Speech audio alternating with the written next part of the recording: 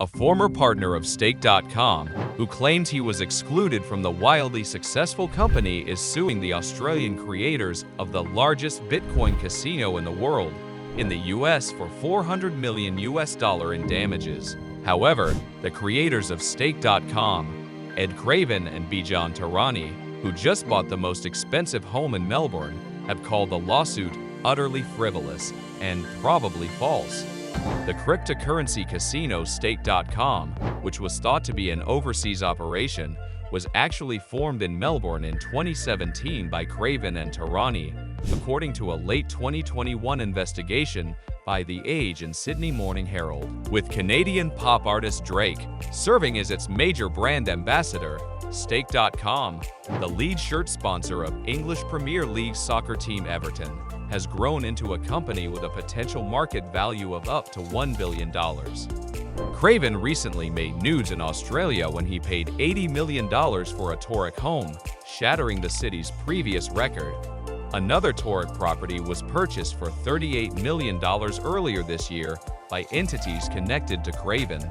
Christopher Freeman, who is currently based in Florida, has filed a civil lawsuit in the Southern District of New York, claiming he was misled into not taking part in the creation of Stake.com, and is seeking $400 million $580 million in punitive damages, as well as payment for his initial investment in a company that served as a precursor to Stake.com. The case also named Stake.com as a defendant. Lawyers for the company referred to the accusations as frivolous and probably false in a statement. If the action was not dismissed from court, it stated that it will defend the claim. The allegation made by Freeman cites Craven's real estate acquisitions as proof of Stake.com's enormous success. The casino claims to have processed $100 billion in bets across its casino and sports betting companies. Yet it runs very similarly to a typical casino and only accepts cryptocurrencies as payment. Freeman claims in his court case that he went to elementary and high school in Connecticut with Tehrani and was friends with the Stake.com founder since they were little children. In the beginning, according to Freeman, he owned 20% of Prime Dice, while Tehrani and Craven each owned 40%, a situation that reflected their first investment in the company. Within 9 months of Prime Dice's founding, Freeman claims that his stock was lowered to 14% in order to compensate other key members of the development team. Freeman claims that despite the trio's agreement that Prime Dice would only grant stock to persons who have invested money in the company, this share transfer nonetheless took place.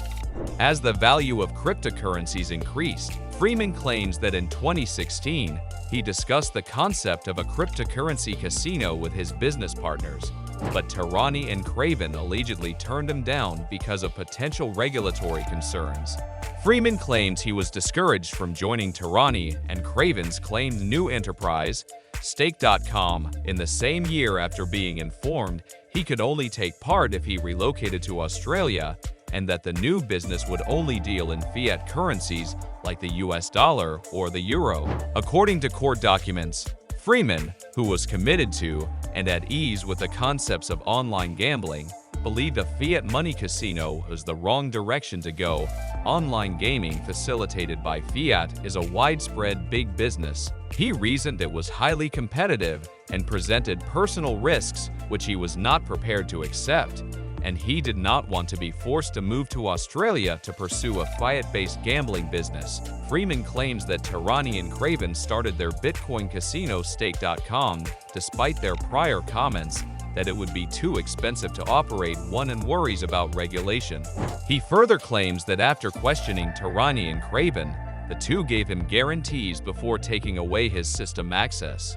Later, when Stake.com launched as a virtual casino, which included a competing online dice game and many other features Freeman had proposed and helped design, Tehrani and Craven affirmatively tried to assuage Freeman's dismay at having been misled by affirming that he still retained his stake in Prime Dice.